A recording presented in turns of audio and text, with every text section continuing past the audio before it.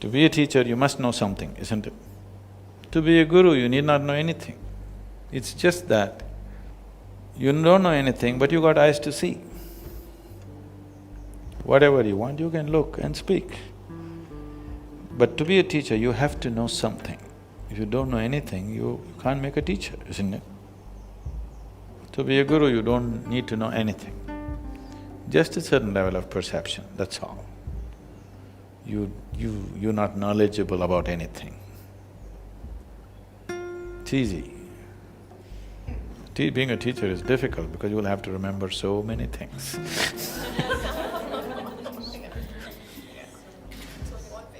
The thing is, you never try to become a guru. If people notice that you have a certain level of perception, people will recognize you as one. You never ever try to become one.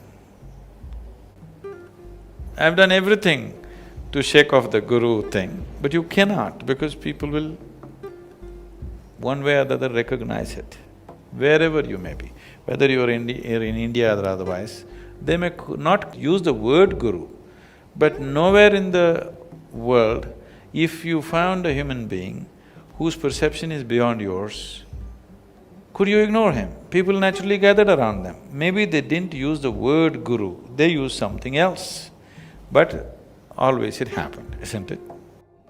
In India, we identify people as saints, sages and seers. Saints means they have attained to a certain level of pleasantness. They can bless people. In their presence, everybody feels pleasant, some well-being happens. But they don't teach anything, they only bless. Sages means they have some grasp. They have become pleasant, their energies have become pleasant, but they have also grasped some knowledge, particular dimensions of knowledge.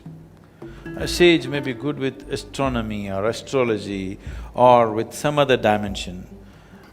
All the Indian mathematics has come from sages, not from university academics. It is sages who came up with mathematics and music. You heard of this? Shiva himself is a great mathematician, musician, dancer, all these things because math came naturally when somebody looked deep enough into the existence. The mathematic background of it started finding expression in human intelligence and so they naturally became mathematicians.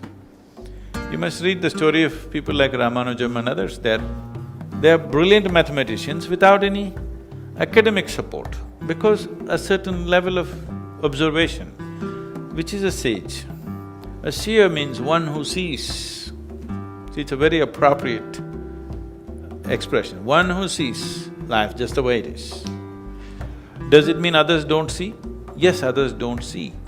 For others, their sense organs are interpreting. See, right now, your sense perception is interpreting this is day, night is going to come after this many hours. You ask the creatures in the forest, their senses are interpreting this is night, day will come after a few hours right now. So, it is an interpretation of the senses that you know, you are not seeing. A seer means he is seeing it the way it is. So usually or always, a saint will never claim to be a guru. Leave what's happening today in modern society. I'm saying in the tradition, a saint never claimed to be a guru. He was only a saint. He knows that his thing is he's become like a flower. He can bless. His fragrance will impact people. That's all he is. A sage is somebody who's always trying to explore a certain dimension of life. He can teach, he can do things. A seer is somebody who simply sees. He can do whatever, any of these things he can do or he may choose not to do anything. It's up to him what he chooses to do. He will do what is needed in the society at that time, or if he's not bothered, he will leave it and just sit. But he sees. So a guru must see, otherwise he cannot be a guru. He must be able to see.